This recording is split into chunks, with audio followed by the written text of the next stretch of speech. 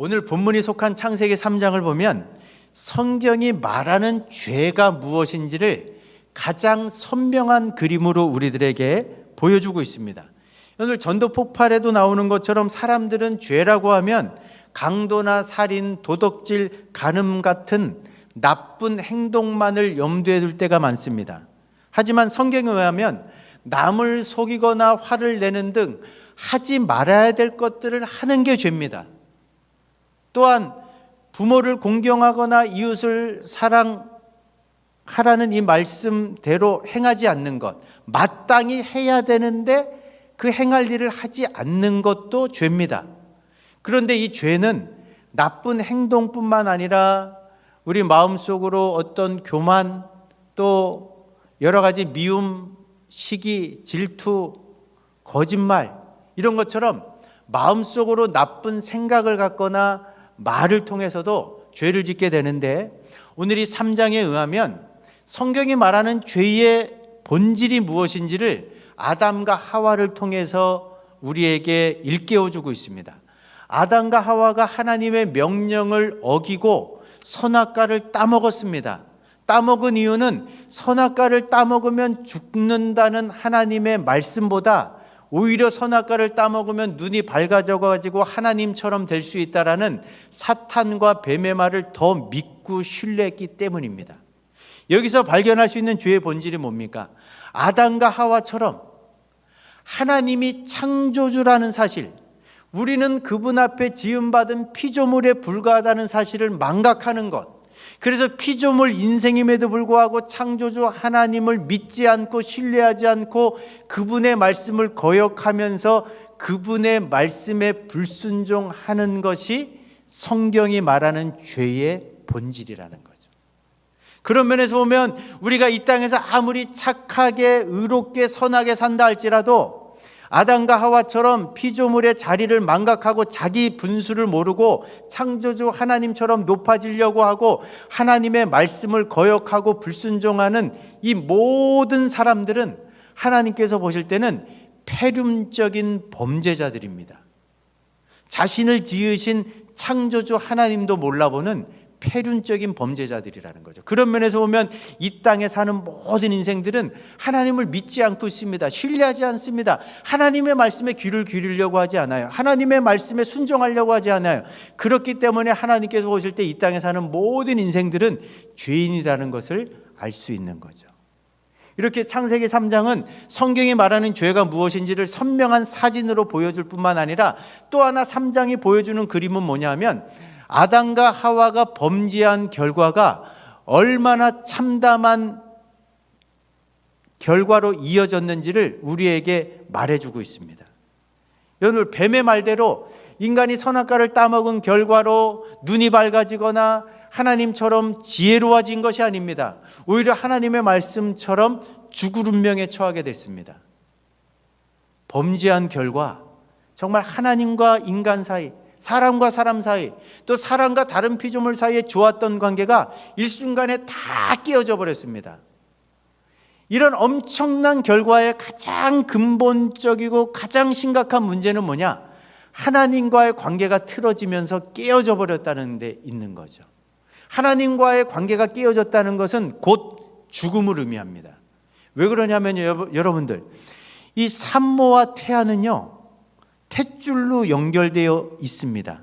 마찬가지로 창조주 하나님께서 인간을 만드시고 피조물 인생들이 지음받았을 때 창조주 하나님과 피조물 인생들 사이에는 보이지 않는 생명줄이 연결되어 있었습니다. 그래서 여러분들, 태중의 태아가 산모로부터 그 탯줄을 통해서 영양분을 공급받아 가지고 생존을 하고 살아가는 것 아닙니까? 마찬가지로 우리 지음받은 인간들도 창조주 하나님과 보이지 않게 연결되어 있는 생명줄을 통해서 우리 생명과 삶에 필요한 모든 에너지와 자원들을 공급받고 살아가는 존재들이었습니다. 근데 죄를 지었을 때 어떤 일이 벌어졌느냐? 이 하나님과 우리 사이를 연결해 주고 있던 생명줄이 끊어져 버린 거예요. 인간 스스로가 끊어버린 겁니다. 그 결과가 무엇이겠습니까? 마치 뿌리가 뽑혀버린 나무처럼 이제 내가 갖고 있는 유한한 자원을 갖고 살다 보니까 결핍에 시달리게 되는 거예요. 먹고 사는 양식도 부족하고 몸도 망가지고 몸도 병들고 몸도 노쇠해지고 그러면서 온갖 종류의 고통과 고난에 시달리다가 결국은 그 끝에 시들시들 말라버리는 나무처럼 우리 몸이 쇠해져 가지고 결국은 죽을 수밖에 없는 그 자리로 나가게 됐다는 것이 오늘 본문의 말씀이라는 거죠. 죄는 우리가 생각하는 것보다 훨씬 더 심각한 결과를 만들어냈습니다. 아담의 범죄와 타락 이후에 이 땅에는 두 부류의 사람들이 생겨났는데 어떤 사람들인지 여러분들 특별히 15절 상반절 말씀 보면 이런 말씀이 있는데 같이 한번 읽어보시겠습니다. 내가 너로 여자와 원수가 되게 하고 내 후손도 여자의 후손과 원수가 되게 하리니. 오고 오는 역사 속에서 이제는 하나님을 따르는 여자의 후손과 사탄을 따르는 뱀의 후손들이 적대적인 관계 속에서 끊임없이 경쟁하고 다투게 됐다는 거죠. 여러분 창세기 말씀만 보더라도 하나님께서 타락하고 부패한 인생들 그대로 두다가는 다 죽을 운명에 처했으니까 불쌍히 여기셔서 여자의 후손으로 셋을 택하시고 에녹을 택하시고 또 노아를 택하시고 또 셈을 택하시고 또 아브람 또 그 후손인 이스라엘을 택하셔서 특별한 구원의 은총을 베풀어 주셨습니다. 그런데 최초의 인간인 아담과 하와를 넘어뜨린 사탄도 가만히 있지 않았습니다. 이 세상의 뱀의 후손들을 통해서 끊임없이 자기 영향력을 확대해 갔습니다. 당장 창세기 말씀 보면요, 뱀의 후손인 가인이 아벨을 때려 죽입니다. 뱀의 후손인 라멕이 하나님의 명령을 어기고 두 여인을 취하더니 어린 소년을 또 때려 죽입니다. 노아 시대 때는 거인족 속인 네피림들이 폭력적인 방법으로 자기 세상을 다스립니다. 여러분들 창세기 11장 말씀 보면 신할 평지에 모여든 사람들, 하나님은 분명히 말씀하셨습니다. 너희들이 흩어져 갖고 세상을 정복하라고 말씀하셨는데 이 말씀에 노골적으로 반기를 들고 어떤 일을 벌입니까? 우리가 흩어짐을 면하기 위해서, 하나님과 맞서기 위해서, 하나님처럼 높아지기 위해서 우리 하늘 꼭대기까지 탑을 쌓자는 그런 무모한 시도를 벌입니다. 하나님의 강권적인 개입으로 이 시도가 무산되고 난 다음에도 사탄은 뱀의 후손들을 끊임없이 일으켜갖고 어떤 일을 벌입니까? 아브라함의 후손인 이스라엘을 가나안 족속들이, 주변 민족들이 끊임없이 괴롭히면서 결국은 하나님으로부터 멀어지고 갖가지 우상들을 섬기는 자리로 나가도록 끊임없이 유혹해왔던 것을 우리는 성경을 통해 확인할 수 있다는 거죠. 여러분들, 그러면 인류 역사 속에서 지금도 계속되고 있는 이 여자의 후손과 뱀의 후손들 사이의 이 싸움의 결론은 어떻게 날까요? 최후 승자는 누가 될까요? 이 질문에 대해서도 창세기 기자가 아주 시원한 대답을 이 15절 하반절에서 이렇게 주고 있습니다. 같이 한번 읽어보시겠습니다. 여자의 후손은 내 머리를 상하게 할 것이요 너는 그의 발꿈치를 상하게 할 것이라. 이 땅에 뱀의 후손들이 여자의 후손들의 발꿈치를 계속해서 상하게 한다. 발꿈치를 상하는 것 때문에 치명상을 입진 않겠지만 그로 인해서 크고 작은 어려움과 고통과 고난으로 내몰리게 된다는 얘기죠. 그러니까 뱀의 후손들이 계속해서 여자의 후손들을 발꿈치를 물기 시작하면 그것이 우리가 살아간 삶 현장 가운데 어떤 일로 벌어집니까? 경제적인 어려움으로 찾아올 수도 있고 육신의 질병으로 찾아올 수도 있고 집안에 불어닥친 사고와 사건으로 찾아올 수도 있고 이런 크고 작은 어려움들과 고난들을 통해서 계속해서 우리 삶 가운데 쉽지 않은 인생길이 펼쳐지게 된다는 거죠. 그런데 우리에게 희소식이 있습니다. 타락하고 부패한 아담과 하와에게 최초의 복음을 하나님께서 약속해 주셨습니다. 그게 뭐냐? 결정적인 날이 되면 여자의 후손이 뱀의 머리를 부숴버릴 것이다. 그리고 이 놀라운 복음의 약속, 이 복음의 복된 소식은 마지막 날 여자의 후손으로 하나님의 아들로 이 땅에 오신 우리 예수님을 통해서 완벽하게 성취되었습니다. 그럼 우리가 이 질문을 한번 던져볼 수 있습니다. 그러면 이 땅에 오신 예수님은 어떤 방법으로 사단의 머리를 부숴버리셨을까? 어떤 방법으로 사단의 권세를 멸하시고 이 땅에 하나님의 나라를 완성하셨을까? 성취하셨을까?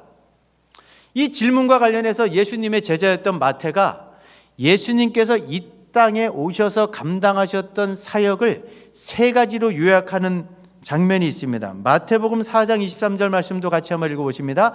예수께서 온 갈릴리에 두루 다니사 그들의 회당에서 첫 번째 가르치시고, 두 번째 천국 복음을 전파하시며, 세 번째 백성 중에 모든 병과 모든 약한 것을 고치시니라.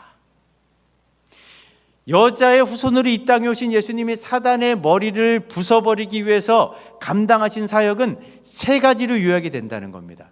첫 번째는 가르치는 사역입니다. 두 번째는 고치시는 사역입니다.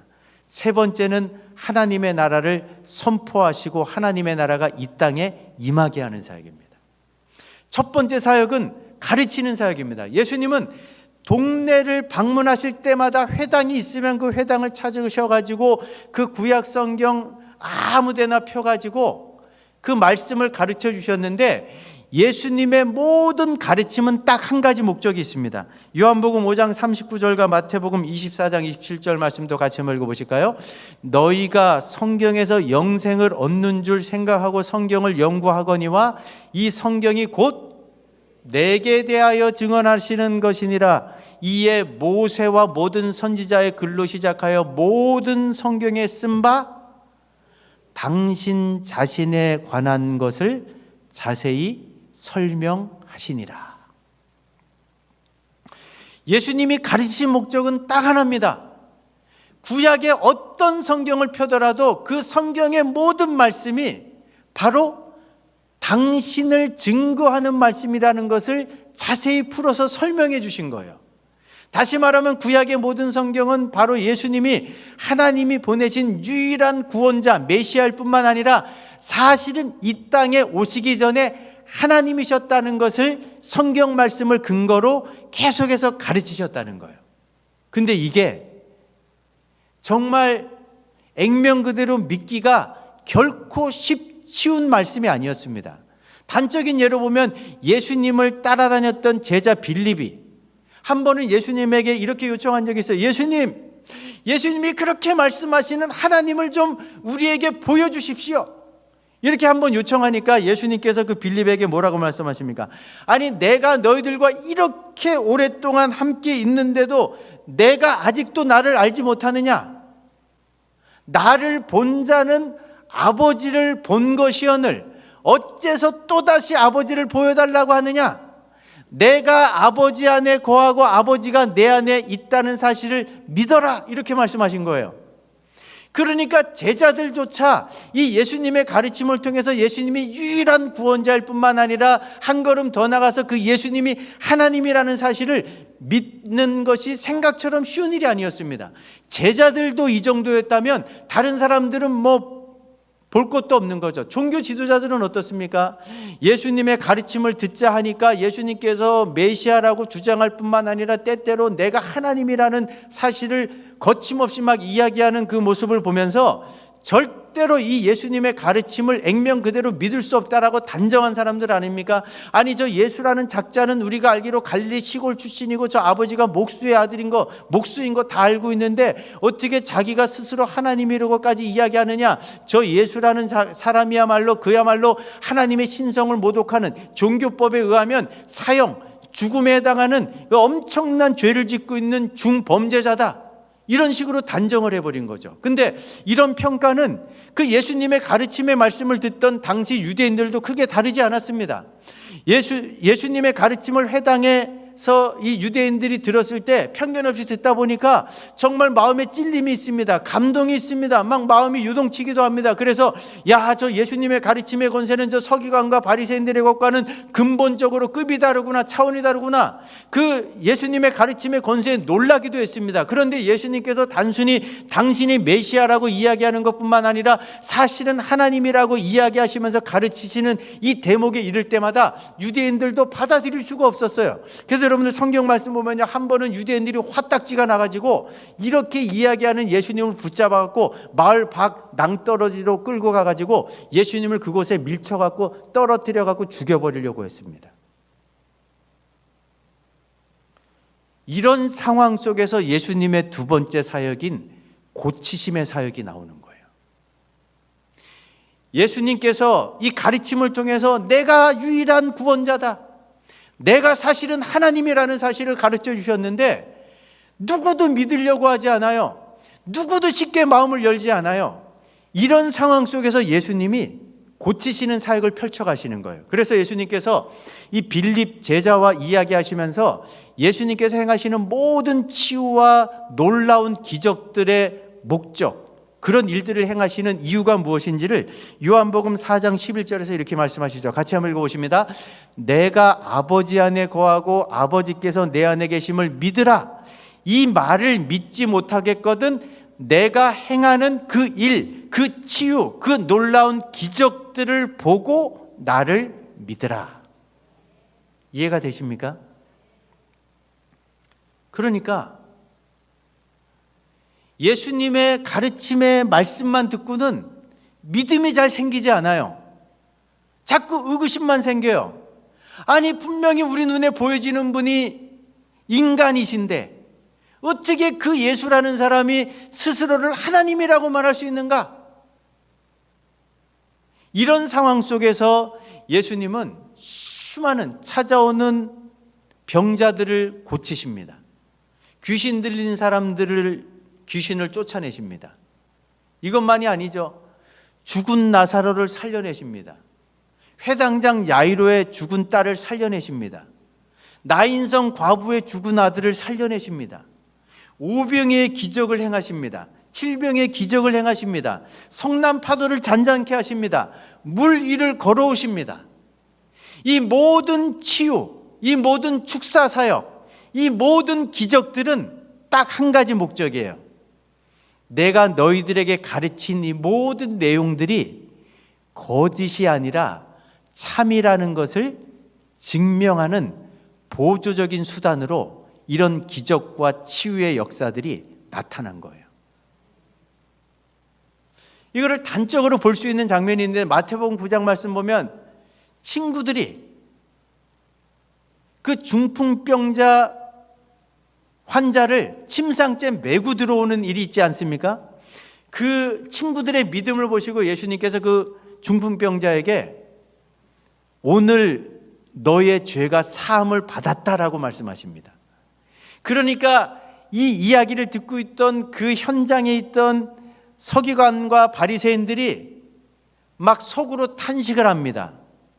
아니, 저 예수라는 작자가 어떻게 저 중풍병자의 죄를 용서해 줄 수 있단 말인가? 어떻게 내 죄가 용서 안 받았다라고 선언할 수 있단 말인가? 왜 그렇습니까? 죄사함의 권세는 누구만 갖고 계신 거예요? 하나님께만 있는 거예요. 그래서 내 죄사함을 받았느리라고 이렇게 선포하시는 이 장면은 예수님이 당신 스스로가 하나님이라고 지금 주장하는 거예요. 그러니까 예수님께서 그 서기관과 바리새인들의 나쁜 생각을 꿰뚫어 보시면서 그들을 향해서 이렇게 말씀하십니다. 마태복음 9장 5절 말씀 읽어보실까요? 내 죄사함을 받았느리라 하는 말과 일어나 걸어가라 하는 말 중에 어느 것이 쉽겠느냐? 예수님의 가르침의 사역과 예수님의 고치심의 사역, 이 두 가지가 어떤 상관관계가 있는지를 지금 설명하시는 장면이죠. 여러분들, 우리 보통 평범한 사람들은 이 두 가지 중에 어느 한 가지도 실질적으로 이루어지게 할 수 있습니까? 없습니까? 없어요. 말로는 너 죄사함을 받았다라고 할 수 있겠죠. 중풍병자에게 당장 이 현장에서 자리를 박차고 일어나 걸어가라라고 말할 수 있겠죠. 그러나 사람들이 그렇게 말한다고 해가지고 이 두 가지 일 중에 어느 하나라도 일어날 수 있습니까? 없습니까? 없어요. 못해요, 우리는. 근데 예수님께서 지금 말씀 한마디로 오랜 기간 동안 자리에 몸져 누워있던 중풍병자에게 말씀으로 지금 당장 일어나 걸어가라고 말씀하시니까 그 말대로 중풍병자가 일어나서 걸어가는 기적이 만들어졌습니다. 치유의 역사가 나타난 거예요. 그렇다면 이 치유의 기적을 근거로 그 중풍병자를 향해서 내 죄사함을 받았느니라라고 하는 이 말도 이루어질 수 있다는 것을 믿어라. 나에게 죄사함의 권세도 있다는 사실을 믿어라. 죄사함의 권세가 있는 내가 바로 하나님이라는 사실을 믿어라. 이걸 지금 말씀하고 있는 거죠. 그러니까 예수님이 행하신 모든 치유와 죽기 사역과 또 놀라운 기적들은 다 하나같이 예수님께서 가르치신 말씀들, 내가 하나님이 보내신 유일한 메시아다, 내가 사실은 하나님이다, 너희들의 생명과 건강과 안전과 미래에 대해 주권을 유일하게 내가 갖고 있다, 이런 가르침을 믿도록 하기 위해서 이런 기적, 보통 사람들은 행할 수 없는 이런 기적들을 펼쳐 보이시면서 예수님의 말이 거짓이 아니라 참이라는 사실을 증명해 보이신 거예요. 이렇게 가르침과 고치심은요, 이런 상관관계가 있습니다. 전혀 동떨어진 사역이 아니에요. 전혀 별개의 사역이 아니에요. 서로 연결되어 있습니다. 서로 보완적인 사역입니다. 오늘도 마찬가지입니다. 이렇게 목회자들이 주일날 말씀을 설교라는 형식으로 선포하는 것은 가르치는 사역이죠. 우리가 성경을 읽고 성경 공부를 하고 또 큐티를 하고 암송을 하고 이런 게 다 하나님의 말씀을 배우는 사역이에요. 이 배우는 가르침을 통해서 우리가 결국은 얻어야 되는 교훈은 뭡니까? 예수님만이 유일한 길과 진리와 생명이 되시는 우리의 구원자시구나. 그리고 그 예수님만이 사실은 하나님이시기 때문에 우리 생명과 가족과 건강과 안전과 미래를 책임질 수 있는 유일한 주가 되시는구나. 이 말씀을 통해서 이거를 배우는 거예요. 그렇죠?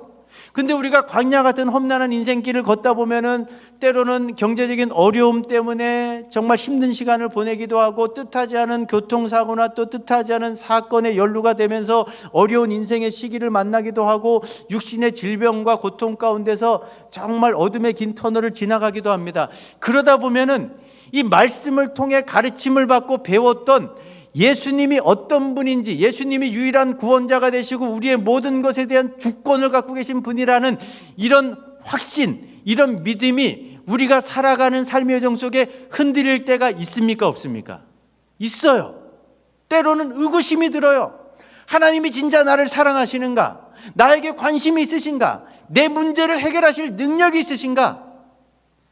때때로 이렇게 가르침을 통해서 우리가 받은 이 예수님에 대한 그 확신과 믿음이 흔들릴 때, 때때로 하나님께서 어떤 때는 우리가 개인적으로 기도할 때, 우리 2주 전에 간증 들은 것처럼 어떤 목사님처럼 췌장암으로부터 단번에 고침받기도 하고, 또 우리가 지금 기도로 준비하고 있는 이런 치유집회 현장들을 통해서 치료의 광선을 바라시면서 치유와 회복의 역사를 만드시는 이유가 뭡니까?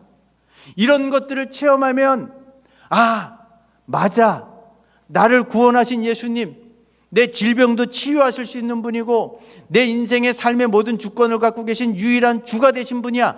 이 믿음을 다시 회복하라고, 우리를 격려하시기 위해서, 우리의 믿음을 다시금 새롭게 세우시기 위해서 얼마든지 이런 일들을 오늘도 행하시는 겁니다. 그러니까 이 가르치는 사역과 고치시는 이 2가지 사역은 서로 맞물려 있는 겁니다. 서로 따로따로 노는 게 아니에요. 서로가 서로를 다 지탱해 주는 사역이에요.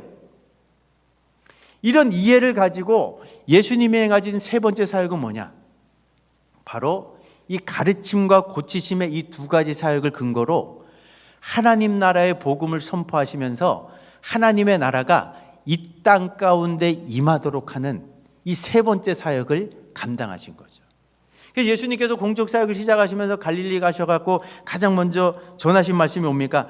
하나님의 복음을 전파하며 때가 찼고 하나님의 나라가 가까웠으니 회개하고 복음을 믿으라. 이런 하나님 나라의 천국 복음을 선포하시고 하나님의 나라를 이 땅에 가져오시기 위해서 예수님이 끊임없이 하나님의 말씀을 갖고 가르치시고 그 가르침이 거짓이 아니라 진리임을 또 입증하시기 위해서 수많은 치유의 기적을 만들어 내셨다는 거죠. 이걸 단적으로 보여주는 장면이 있습니다. 한 번은 예수님께서 70인 전도대를 보내시면서 주의 이름으로 말씀을 전하게 하시고 주의 이름으로 능력을 행하게 하십니다. 그러니까 그 70인 전도대가 주의 이름을 갖고 이렇게 가르치기도 하고 고치는 사역도 하고 난 다음에 돌아와가지고 흥분을 해가지고 이런 보고를 올려드립니다. 누가복음 10장 17절부터 19절 말씀 한번 읽어보십니다. 70인이 기뻐하며 돌아와 이르되 주여 주의 이름이면 귀신들도 우리에게 항복하더이다. 예수께서 이르시되 사탄이 하늘로부터 번개같이 떨어지는 것을 내가 보았노라. 내가 너희에게 뱀과 전갈을 밟으며 원수의 모든 능력을 제어할 능력을 주었으니 너희를 해칠 자가 결코 없으리라. 70은 전도대가 예수 이름을 들고 나갔더니, 예수의 이름을 선포했더니, 예수의 이름으로 능력을 행했더니 귀신들이 발발발발 떨면서 항복하면서 떠나간 거예요. 예수님 말씀하십니다. 너희들이 내 이름을 갖고 나가서 주의 복음을 전할 때 공중에 권세 잡고 있는 사탄이 하늘로부터 번개처럼 땅바닥으로 곤두박질 치는 것을 내가 보았다. 오늘 15절 하반절의 약속처럼 여자의 후손으로 오신 예수님이 사단의 머리를 부서뜨리는 현장 아닙니까? 근데 그 예수님이 말씀하십니다. 내가 너희에게 뱀과 전갈을 밟아버리고 모든 원수의 능력을 제어하고 제압할 권능을 너희들에게 주었다. 나를 믿는 너희들을 해할 자가 아무도 없을 것이다. 믿으십니까? 이런 예수님께서 70인 전도대뿐만 아니라 예수 믿는 저와 여러분들에게 주신 능력 안에는 어떤 것들까지 포함되어 있는지 마태복음 8장 16절 17절도 한번 읽어보시겠습니다. 예수께서 말씀으로 귀신들을 쫓아내시고 병든 자들을 다 고치시니 이는 선지자 이사야를 통하여 하신 말씀에 우리의 연약한 것을 친히 담당하시고 병을 짊어주셨도다 함을 이루려 하심이더라. 우리가 믿는 예수님 때문에 우리가 죄 때문에 지옥불에 던져져야 되는 비운의 주인공들이었는데 지옥에서 천국으로 건짐을 받았습니다. 사망에서 생명으로 옮겨졌습니다. 사탄의 종이었던 우리가 하나님의 사랑받는 자녀가 되었습니다. 이걸 구원이라고 말하잖아요. 그러니까 예수 믿는 저와 여러분들은 이미 정말 그 무엇과도 비교할 수 없는 인생 최고의 기적을 체험한 축복의 주인공들인 줄로 믿으시기 바랍니다. 우리가 영원히 죽을 수밖에 없는 죄악 한가운데서 구원받았다는 이 기적보다 큰 기적은 없습니다. 우리가 지금 살아가는 삶의 현장, 내 눈앞에서 죽었던 자가 살아나는 기적이 일어난다 할지라도 나 같은 죄인이 지옥불에서 건짐받아 천국 백성이 되었다는 이 기적과 비교하면 죽었다 살아나는 기적도 한낱 뭐라 그래야 되죠?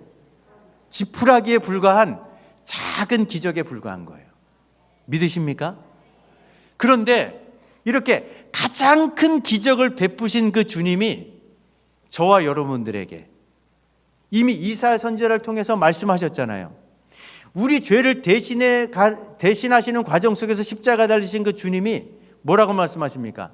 예수님이 징계를 받으심으로 우리가 평화를 누리게 됐고 예수님이 채찍에 맞으심으로 우리가 나음을 얻었도다.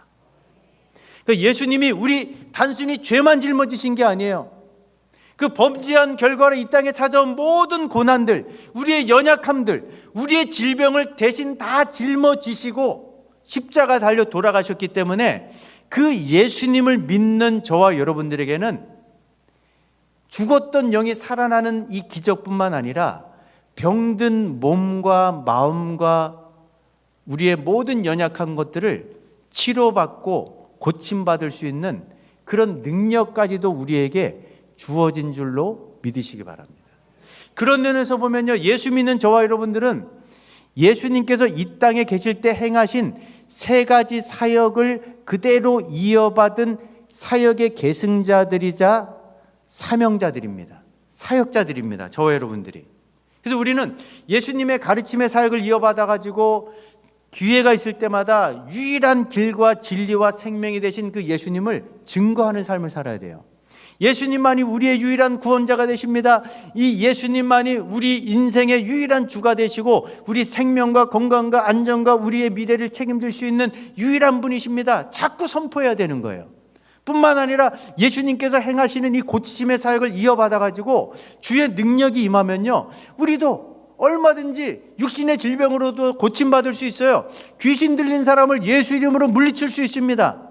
예수님께서 행하시는 그 크고 놀란 그 일들을 통해서 진짜 이 예수님만이 구원자가 되시는구나, 이 예수님만이 우리 인생의 유일한 주가 되시는구나, 이런 치유의 기적과 은혜들을 통해서 얼마든지 우리도 증거할 수 있다는 거죠.